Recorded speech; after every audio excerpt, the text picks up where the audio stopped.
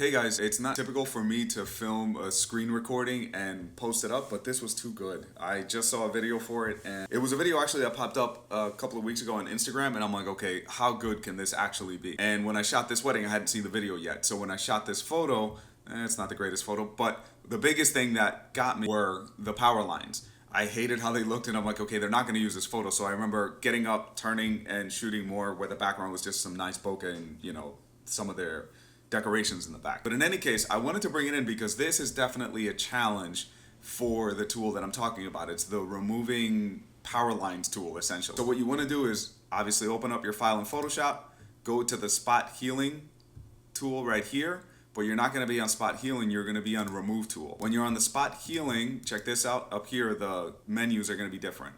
When you go here, remove tool, the menus change, and then you're going to go to find distractions right here. One click, you're going to hit wires and cables, and check this out.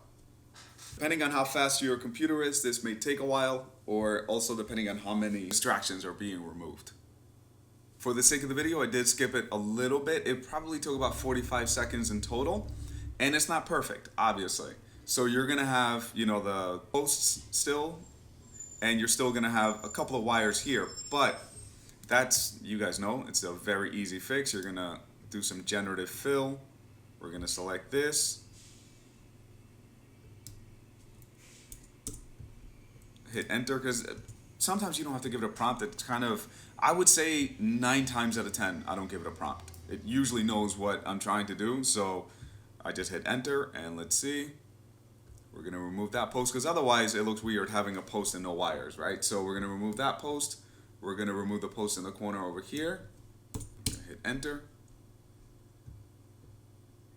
Go. We're going to remove this one as well, even though it's kind of in the distance. It's so easy.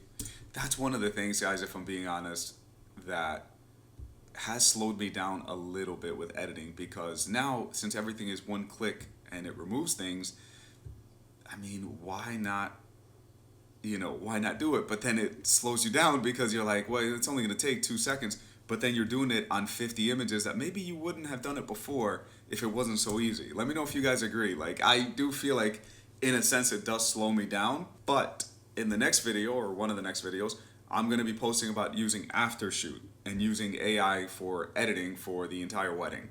And I think you guys kind of see where I'm leaning towards it. It's really, really good. And I will give you guys my take on it, who it's for, pricing, would I recommend it, all that. So stay tuned for that video. It's going to be coming out in the next couple of weeks. There we go. So just like that, I mean, if you've been shooting for, any amount of time, and would I remove those cars? Yeah, maybe. But if you've been shooting for any amount of time, you understand what a game changer is to go from this to this. So we're talking about removing all that junk in a matter of however long this video is. And that's with me yapping. If I wasn't talking, this would have been done even quicker. So yeah, let me know if you guys have played with it, or if you even knew about it. If not, I mean, there it is. Next time you have power lines, you go, well, they don't exist in our photos. So thank you guys for watching, and stay tuned for the next videos that we're going to be posting.